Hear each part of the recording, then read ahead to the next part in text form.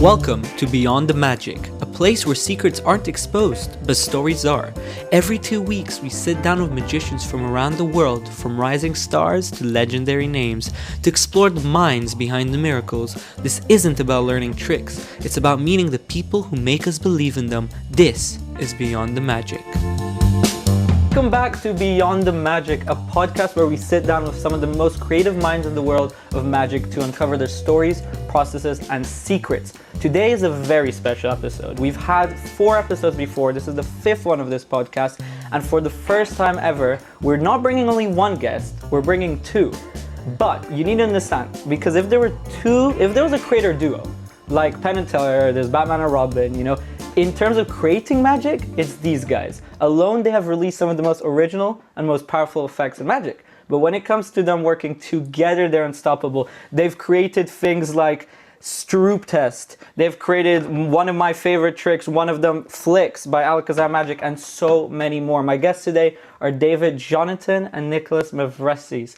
They've each also delivered incredible lectures for the Magic Alon Society, and members are still talking about them as their favorites to this day. I love performing stuff for that lecture myself. They've also done so much for our community, including last year we had a huge success of our Creativity Magic Challenge, where they helped magicians bring their own ideas to life. I'm so grateful and honored to have them. They've done so much, and I owe them a lot. They're absolutely amazing.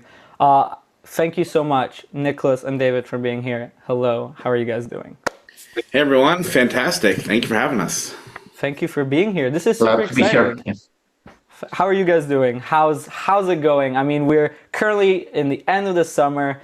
Where are you guys at? What's going on? I'd love to know just before we get deep into this. Yeah, I'll start. Things are going good here, enjoying the summer, and it's been especially good. I've been in a really good creative space lately, so a lot of ideas are funneling through. So we'll see what that translates to. But yeah, I'm excited, super excited. Yeah, for me, it's actually the peak of my job. I work as a musician, a full-time musician, so this is the peak of my job. Lots of concerts, gigs, rehearsals, and it's a bit hectic right now. But yeah, I try to find some time here and there, for magic, which is my hobby basically.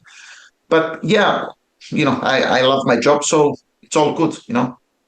It's amazing, absolutely amazing. Thank you guys again for being here. Now, I'd love to get directly into it and talk about you guys and your beginnings in magic, and I'll even put the question on top. But I am really curious. You guys have done so much. I've known you guys for maybe over 1 or 2 years, and you've been in magic for a long time. How did you get into magic? What was the moment? What age? When? What inspired you? Because not only you perform, but you also create magic.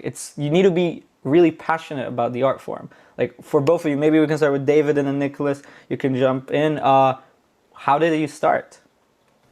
So my dad was a hobbyist magician, and he sort of introduced me to magic at a pretty young age. I was probably around maybe 6 years old or so, and fell in love with it right away.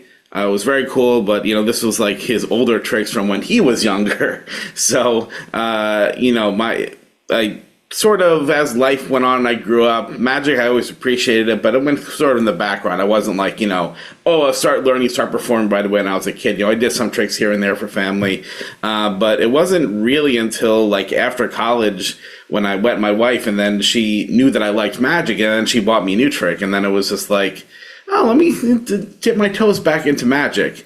And then, finding Penguin Magic and all this stuff, I'm wait a second. This has changed a lot since my dad showed me this stuff 20 years ago, whatever that point. And I was the things that I'm seeing on TV on these specials, I can buy, Penguin Magic, open the door, all this stuff. And I was whoa. So then it just sort of went from there and bought tons of magic and really just dive into it. If there's one thing about me, if I'm passionate about a hobby, I'm not just, oh, that's cool. I really dive into it hardcore. So, that's sort of how I got reintroduced back into magic, and sort of creating my own effects from there. I just sort of realized, hey, we always have a plot that we love. For example, for me, it was ACAN. Love ACAN. but every magician is looking for that holy grail, and sometimes get close, and then everyone has a checklist, and I have my own checklist, and I said, you know what, let's sit around one day and try to see if I can check as many boxes. And I did. I came up with a version that evolved a lot over the years, but that sort of opened the door. It's like, oh, I can do this. So it wasn't necessarily good up front, but I then started to see, you know what, I need to learn a lot more principles. It's not just about the effects. So then it was just like building up my knowledge of all these methods and things that I can use at my disposal. And then once I had that library in my mind, then that opened the doors to creativity because I had sort of the tool set there. And here we are today. So that's a very quick way, I want to leave time for Nikolas as well, of how I got to this point. So for me, I didn't grow up loving magic. That came on later, on a later stage. I believe I was in my early 30s or something when I saw a magician, not a magician, a mentalist perform a lottery type of effect. So it was mentalism that made me love the whole magic world. Before that, I think I was considering magic a bit corny because, again, the things that I was used to watching was, cutting the lady in half, and I was backstage because I was doing music shows, so I knew what was happening. And when you know the secret, it's not that impressive. It's not like I was watching it from a spectator's point of view, So, but then I was so fooled watching a mentalist act, right? So I was interested I got interested in magic. I called a friend, a thing led to another, and I started learning about magic, and creating magic came by accident, I suppose. I don't remember how I started creating magic. I know that my PhD in music is composition, which is creating music. So I guess I love creating stuff. I always search for something that's closer to my heart and my likes. So I guess I saw a trick, and then I changed it somehow, and I made it my own, and that led to another trick and another trick. And I think if I can give an advice to younger creators, is take advice, because when I started creating my effects or magic, I took some advice, and the advice was that my methods were not that good. My methods were not practical, so I didn't stop there. And David knows what I'm talking about. A 28 out system, and maybe I could do, but I know that it wasn't practical to the real world. So I took that advice and I improved. So I didn't stop, and that actually encouraged me to keep going and be better. Anyway, and that started, I cannot say career, but my path to creating magic. No, that's amazing. I really love that. I love that it's like very different for both of you. And I love also that Nikolas has quite literally a background, as you said, you have a PhD in music and creating music. That must really work together really well with magic. Would you say that your passion for music and magic blend in well? And it actually kind of leads into the second question in terms of for at least for Nikolas in this case, how do you balance that? In terms of creating magic, I'll put separately to performing magic too, and performing as a musician. Do you think they help each other? And if someone else has other hobbies that might assist in their magic, do you think you have any advice to how to interconnect the hobbies together? If that makes sense. Yeah, it's a really good question, and one that I haven't yet found the answer to, because for music is this vast thing. It's creation, composing, performing, all those things, listening to music. And for me, unfortunately, it's not a hobby. Music is a full-time job, so I see it from a different perspective than other people. So I, for me, because I know this, it's not the typical answer you would get. For me, music is not just entertainment. I used to listen to music, a lot of music. Now I have to listen to music. I'm forced to because of concerts, because of this and that. So for me, I try to distinguish both.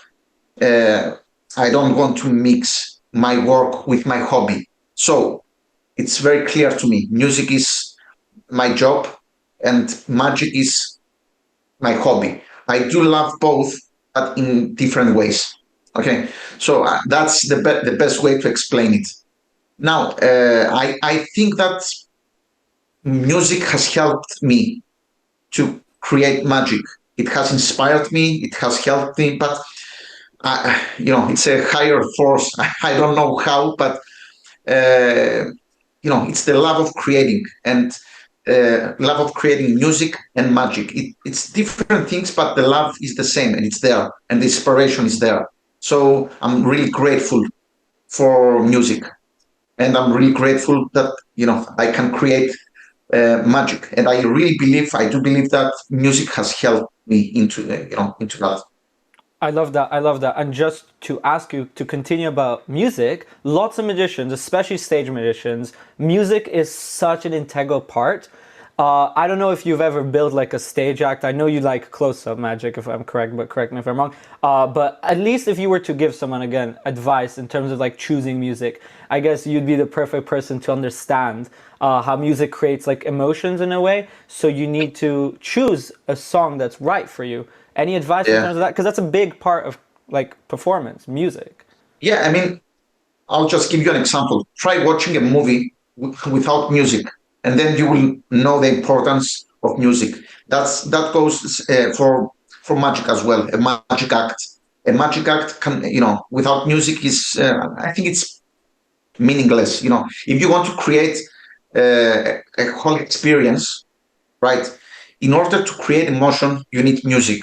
And music can make you cry, can make you laugh, it can do all sorts of different things. Now, the important thing is to be able to combine everything. Everything needs to be perfect.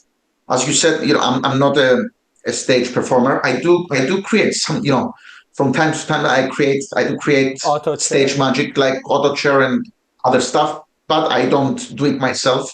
But having watched a lot of shows, especially at Blackpool, the gala shows, I know the importance of good music, and I know a good act when I see it because I can feel it. That's how you know.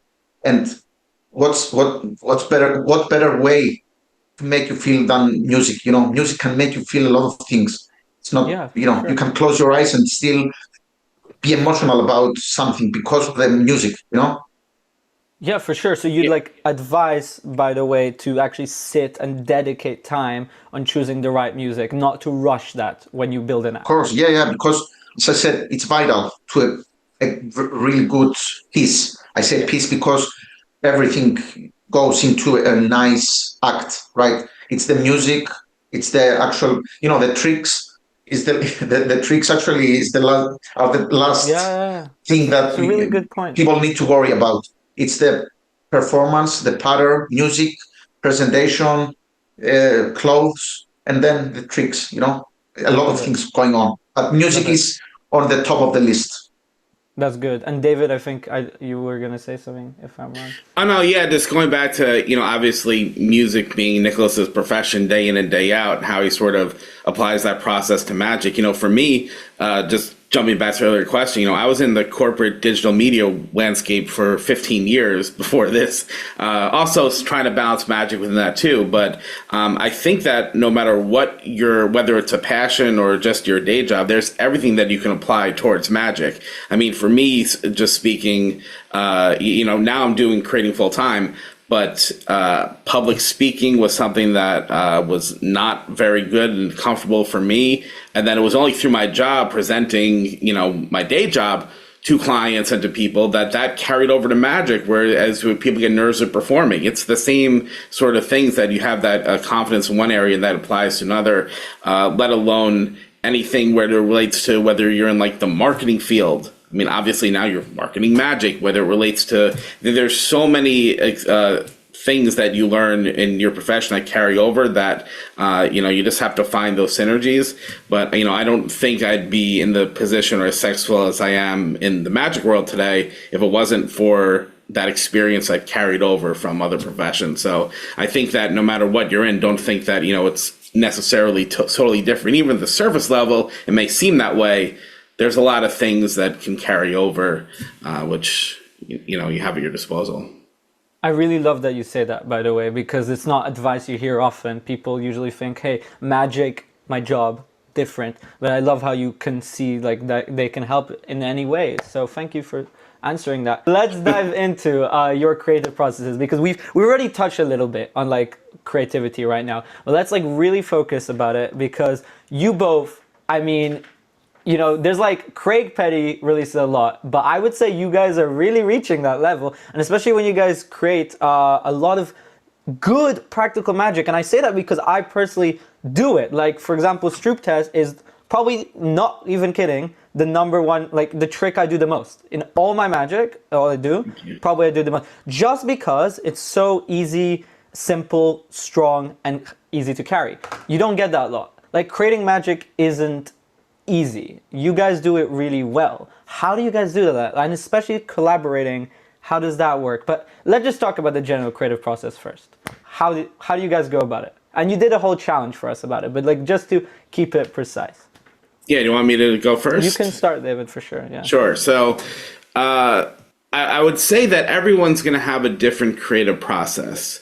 Just like there are different types of learners out there. When you try to like learn information, some people are visual learners, some people are audio learners, or they need to write it down to retain information. I think that same thing applies to creativity, where, you just have to sort of tap in what works for you and the way that your brain works. And I'll say that there's not always the same solution. So, there's some effects that are purely derived from a method. Right? So, for example, I'm currently working on another phone project, surprise, and that was purely method driven, where it's like, oh, I have access to a really cool API that gives me this data. Let's see what it gives me. What can I then do with that? And then the effect was then born from that. Whereas there's other things of, wouldn't it be amazing if we did something with this premise? Because that's so cool. And then it's like, okay, what is that and how do we go about that? So, there's different approaches to it, and there's no right or wrong answer depending on what the effect is. Because as I said, if you look at my back catalog, and same for Nikolas, a lot of these things come out from different ways. And sometimes, for me, like, it's impossible for me to sit down and say, okay, let's create an effect. That doesn't work for me. Maybe some people, they can do that. Like, there's some people where they're put in a room, oh, hey, you have these 3 objects, go create something. I can't do that. That's not the type of creator that I am. But sometimes I'll just be sitting there, and I say this every single time, the best time to be creative is right before you go to bed. I'm sitting in the dark, my phone's off, it's just me and my thoughts, my eyes are closed, like the whole world is shut off in that moment. And then it's getting relaxed. Where does my brain take me? I'm thinking about this effect. Oh, what if I did this? And then I'll just reach for my phone, go into my notes app, and write that idea down. I'll revisit it in the morning. So honestly, when I go to bed at night, like let's say I'm going to bed at 2 a.m, sometimes I don't get to actually like try to fall asleep until 2:20, 2:30, because I'm spending 20, 30 minutes just with my thoughts, because that's when ideas come to me. So for some people, it's in the shower. So I would say find that creative space for you, where the ideas can just sort of flow naturally when you're not forcing it, and then just keep notes and revisit that in the morning or whatever it is. Or maybe I've stayed up all night. Sometimes the idea was so good where it's like, screw it, I'm not going to get sleep tonight. I just went downstairs and started tinkering with stuff. So I want to leave time for Nikolas to speak as well, but that's sort of just my approach, and hopefully people can relate to that.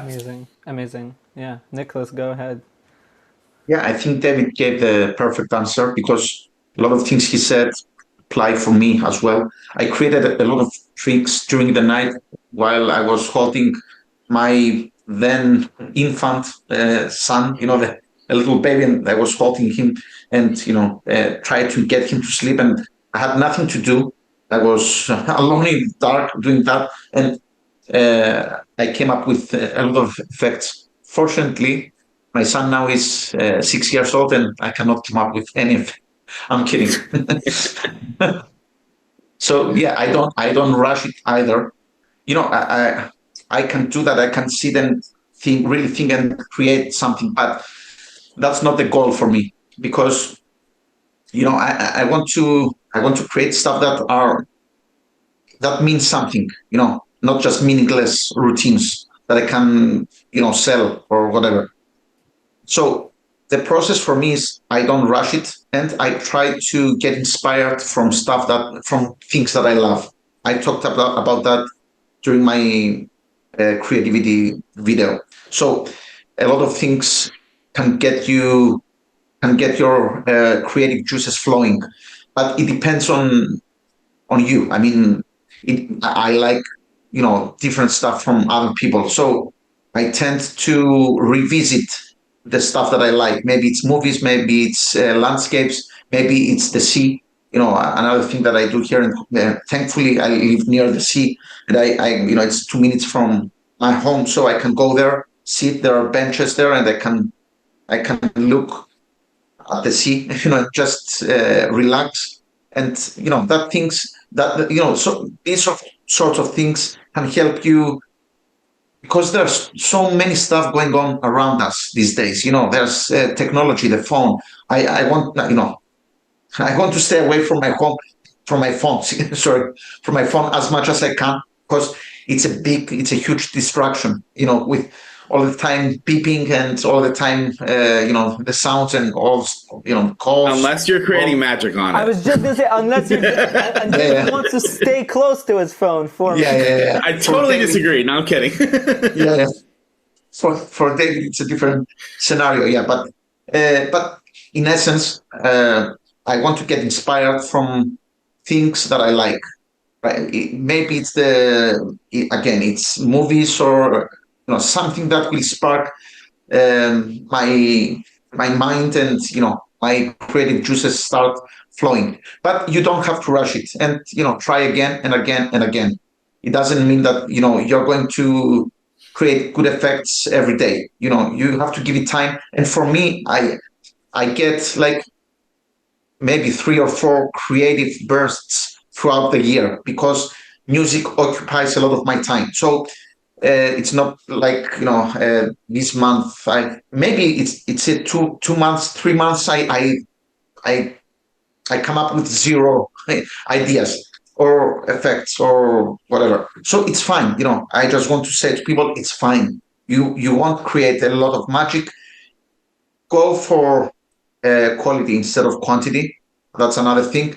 But at the end of the day, you do whatever you like, and when you create something, you should feel proud about it. If you don't release it. But now I digress. I think anyway. So yeah, well, when you talk about those creative bursts, the thing that we should also point out is that like we have that idea. It's not like okay, it's done. It's if we're working on it together or even on our own, we'll marinate and we'll work on that for 6 months, a year until we finally think it's ready. So this stuff takes time. It's not just you have an idea, oh, that's done, on to the next one. It's like, no, that is then the start of a journey. Yeah. And also you should revisit all their ideas because your current self, it won't be the same as yourself in a year or two. So it's a good thing. It's a good idea to revisit all their ideas, look at them with a different perspective, and then you might have the solution then. That is a lot of gold from both of you. That is a lot. Thank you for clarifying. And I love hearing both perspectives, and I love how they like both match and are different. But wow, that is a lot. And to anybody who is watching, David and Nikolas did an amazing deep dive on this in our creativity challenge. And again, thank you to both of you so much for doing that. That was really, really great. But creativity, as we can see, is a big, big aspect. But, you guys have talked about your separate creative journeys, but this is something that I've been so excited, and I don't get to ask a lot of people about the creative processes, is like you guys work on a lot of magic together. Some magicians generally say that, hey, I need to work myself, I need to be with my own thoughts. But you guys tend to do it best together. how about, like, what's your advice? Like, in terms of, let's say I have a friend who's really creative, and I might have an idea or something, and I want to get together with them. Like, working together with people should theoretically be better, right? What are your opinions on that? Like, and just how do you create magic in a group? It's interesting. You want me to start? Or do you want I can start. Nicholas, sorry. Okay. Sometimes I feel that it was a happy accident what happened with me and David, because you need to have chemistry with the person you are collaborating with, and for us it happened, right? I mean, for me personally, working with David has been one of the most rewarding collaborations of my career, if I can say career path, let's say. Okay, because even though there's a 7-hour difference between us, it wasn't a barrier or something. But I think the foundation, friendship, is what makes everything work, and the chemistry. So and also because our skills, I think the word is complement Yeah. each other, right? So we do approach magic from different angles, but whatever I might miss, he sees, and vice versa. So first thing I would say is, if you want to work on an effect and you think, okay, that magician would really help me with that effect, that particular effect, go for it. Ask their help, and maybe, but for a different effect, you might ask someone else. And but there's need to be chemistry. And again, I say that I'm blessed because I found that with David, and yeah, I think maybe it's luck, it's whatever, but yeah, I think we do have chemistry, and we're really good friends now. So I'm really grateful about that. Yeah, I was gonna say almost the same exact thing where like it has to be someone that is a good friend to you first. Like Nicholas and I would be best friends if magic wasn't even a thing. It's just we have that shared interest, we get along, and it's someone who you meet like you feel like you know them your whole life, even though it's only been a few months or whatever the time. So that's not the case for everything with creating magic, but I think that really helps when you look at us when we've done like a dozen projects. Well, at least that we have in the pipeline included that together. So, I have collaborated with other people. It's not just Nicholas, no offense. My side piece is out there. But, I released a code with Kevin Ost, who's also a really good friend of Nicholas as well. And I have other things that I probably can't mention, other collaborations that I'm working on currently. And yeah, you just have to have a good rapport with the person. But aside from the creative thing, I think the ideas should complement each other. If you find someone who has the same ideas as you, then that's redundant. But a lot of creating magic is problem solving, right? Because creating a trick is solving problems. I want to do this. How do I solve the problem? The trick is the problem. How do I solve that, right? So if you have someone who, as Nicholas says, sees it from a different angle, then you have more ways to tackle that problem, and it becomes sort of like a cheat code where you have two eyes looking at it, or two sets of eyes instead of one. So in that regard, I think it's very helpful. But also, it's fun to just create, but you also have to make sure that you're comfortable, especially, I've seen it gone wrong before, but we're talking about something that, is potentially marketed and potentially released, and there's potential money that's coming in from that. And, you've seen that through, forget, magic creation, but any type of relationships. One of the key causes of friction or conflict is money. So just make sure that everything is laid out up front, that if this is something that's going to be brought to the market, that's going to bring in some monetary value, that you guys have a clear distinction of what that is up front, because, as we've seen throughout society, let alone just magic, that's always a thing. So it's just things like that you just need to be aware of, and just make sure it's all clear up front, because, it's things that will arise at some point. Yeah, but can I say something? I mean, for us, it wasn't even an issue, never. Money. That that tells you something, that the foundation is really strong, because there's friendship, real friendship, and we never argued or talked about money. I mean, oh, stuff like uh, I don't know. I would probably have discussed with other people. It's that's why we both not see this as a job, as a money grab thing. And Yeah, we're not money motivated for the stuff we yeah, release. We want to put the best product forward, but just because that is a byproduct of that, it is something to be mindful of. But luckily, again, that goes back to the core relationship, friendship that you have with that person. That yeah. I mean, for us, not there's a what lot it's of ever been an issue. drama going on, and just you open Facebook and there's a lot of drama, and sometimes it involves money, and other things, and that's why I said before I consider myself lucky that I don't have to deal with any of this. Yeah. Yeah, it really makes me so happy to hear that. Just because you see, as you mentioned, Nicholas, that there's just so much, unfortunately, all this horrible stuff going on in the magic industry, which I always find funny because we're not the biggest industry in the world. Like, this niche is tiny. No, I And mean, you see, talk about yeah, patents and things going on yeah, with and then we're that. talking about What all of is this the stuff, and I'm like, core reason of that? It's, we're the magic industry. So I really love to see when creators just like you guys do that for not the money driven approach.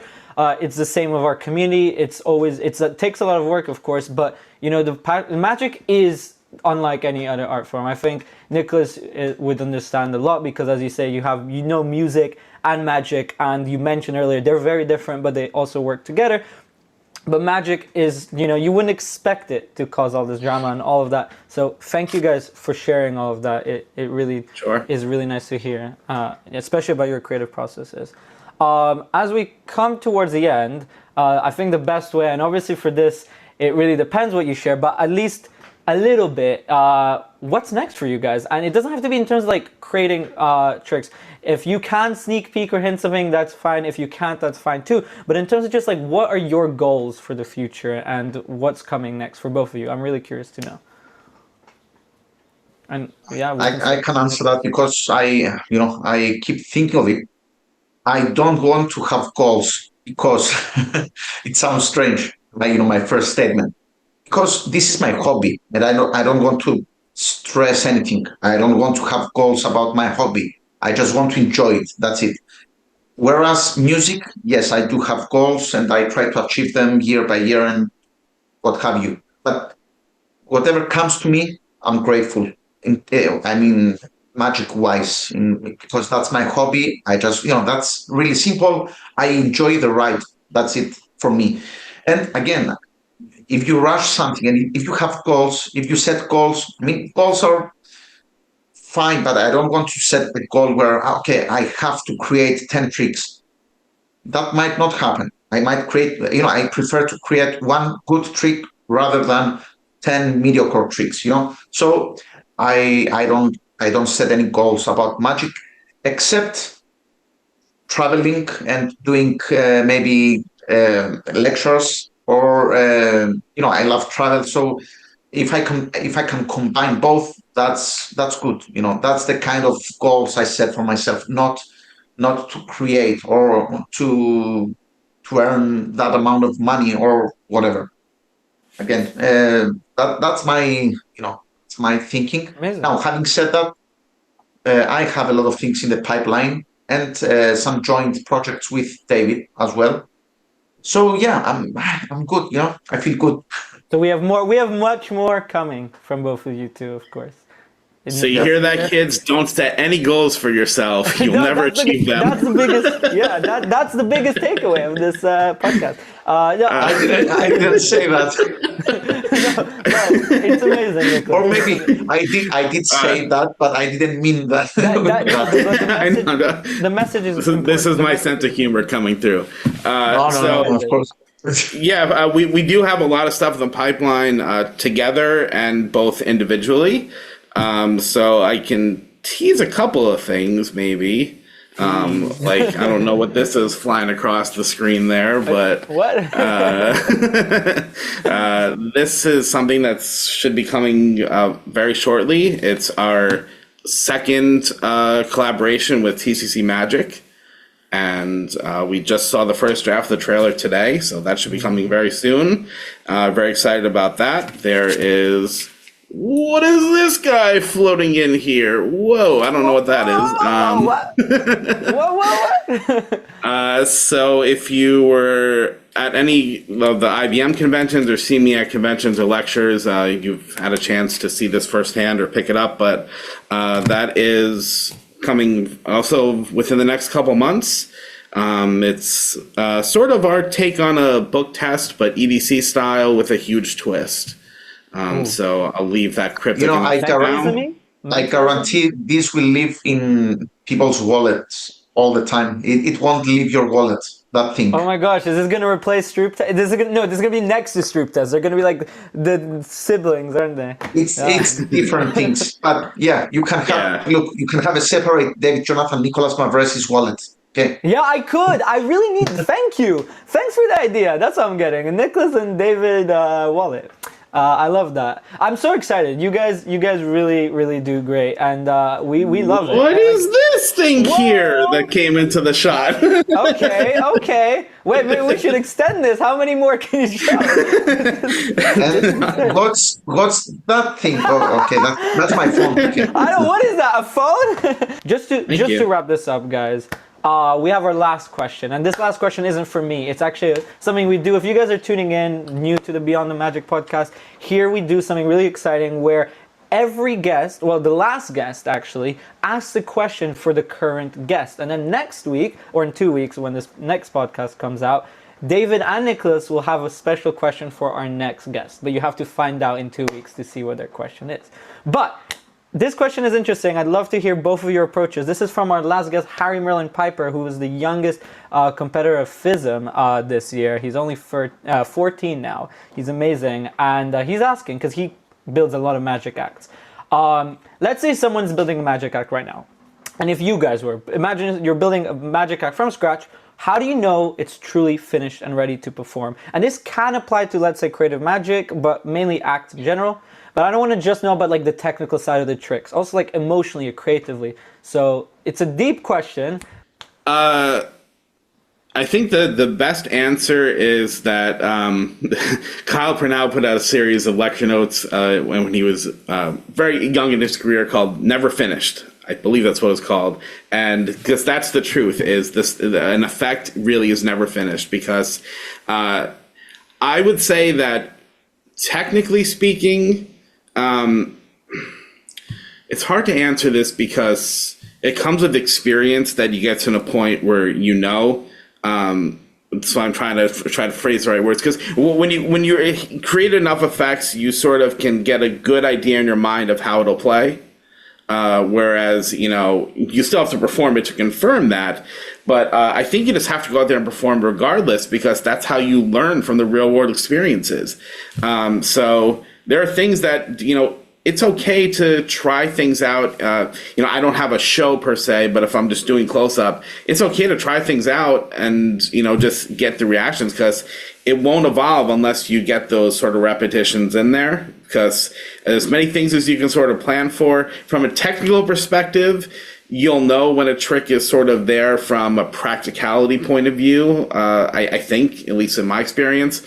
But it's the presentation. It's, oh, this beat ran too long, I need to cut that out, the scripting, or this part here, we got to trim that out, because you want to trim the fat around the effect. So that only comes from repetition. And then again, that emotional resonance that you talked about, or those part of the question, again, to me, that's part of the scripting and the presentation, and that only gets refined from performances where you see a real reaction of what beats connected, what didn't. So, I mean, the truth is that there never is a point where it's going to be perfect, where you have to go out there, and it's okay. I mean, one of the things we talk about in the creativity course, it's okay to fail. Yeah, I mean, failing is part of the process. You have to get that in your mindset. So I know that when we perform, we want to do the strongest magic possible. And if you are introducing something new and maybe it doesn't work as you planned, it's not, that was just okay. But I'll take that. because to me, the learning from that of saying, okay, this is why it didn't work, or this things that I can apply to this is worth that, so effect, sandwich between great effects on that set that I did. Because, I mean, you just have to, that's a part of the process. So, it's always going to evolve. And then there's things that'll happen too, where you'll get performed one time and one person will do this or say this, and then you'll have say, okay, now I know what I can do to fix that, or, oh, I really liked how he said that. How can I manufacture that response? And then I'll change things around. So in a nutshell, you just got to go out there and do it. Amazing. That's perfect. Nikolas, I'm curious to see your approach to it, especially in the emotional and creative side. Like, how I am curious too, because I have never done that. But if I were to do that, if I, let's say I have created an act, first thing I would do is perform that act in front of friends and family, record the act, so I can watch it back later. And I would do that 2-3 times, and have questionnaires for people. Which effect did you like the most? Which effect you didn't enjoy that much? Maybe for each effect, ratings from 1 to 10, and so on. So I would get a sense. Then I would watch it back 1 time, 2 times. Maybe 3 performances. I would watch it back, and get a sense of what to add, what to remove, if there are any pauses, and etc. But at the end of the day, it's what David said. You need to raw test it. You need to go out there, because that's when you will know for sure that your act really works, because you need to know if it's connecting with if you're connecting with your audience, and you will know everything. And again, you should record every show you do if possible. I'm talking about stage shows, of course, but you need to record it, because then you can sit back and you know what's gone wrong, or what did work for the audience, and That's amazing. I love. Yeah, I realized I answered for an effect, not an act. So one thing I would just say to that end is also to do A/B testing. So if you know what that is, an email marketer will send out one version of an email, then they'll send out a different version of an email, and they'll see which one has a better response rate. So if you have 2 ideas in mind, or you say that this part needs work, well, here's one way I can approach it, and then here's another way, I'm not sure which one to go about, then perform it both ways, and as Nikolas said, try to record or try to see in the moment what the reactions were and which one feels better when you then play that back. That's really valuable, especially the recording. I love to record my shows, and I'm glad that you guys mentioned it, so I'm on the right pathway. But the most important thing is something last. I mentioned questionnaires, and that's only for friends and family, because they are the ones who will tell you the honest truth about what's going on. And you want honesty when it comes to creating a good show. I really highly value that. Like, asking for feedback, seeking feedback is so important, and that's something definitely really valuable to take out of this, especially. Thank you for letting. And I really hope everybody found that, everybody watching, thank you guys so much for listening, and please let us know down in the comments what you found the best, what did you learn, what did you find, anything. And David and Nikolas, how could these guys support you? What can they do to check out your products? I know it's scattered all around, but you guys have your own websites. I'll definitely link them in the description, but anything you want to say about how they can find you? You guys do so much for the entire Magic community, especially to our community, so we appreciate it so much. Thank you. But please tell people how they can find you. DavidJonathanMagic.com, and all my social links are on there. It's usually just David Jonathan or David Jonathan Magic, so you can find it there. And we talked a lot about creativity this episode, and I just have to say that we were both honored to be a part of the creativity challenge that you did, and that was, truth be told, one of the coolest things I've seen in Magic in like a decade. So props to you for putting that all together, because that was really fantastic. Thank you so much. And Nikolas, where can they find you? You do an amazing job, and we should credit you with that, No. So, my website is www.mavresis.com. That's it. That's it. And people can go there and buy all my stuff and make me rich. You are welcome to. You guys are truly amazing. Once again, thank you so much. Or thank you guys to listening and watching this, whether it was on Spotify or YouTube. Again, please let us know in the comments down below. And if you're not subscribed on YouTube, please hit that subscribe button. It really means a lot. Nicholas, David, thank you so much. And we will see you sometime again. I'm sure we will. You guys have been a lot of fun. Bye. So much. Thank you.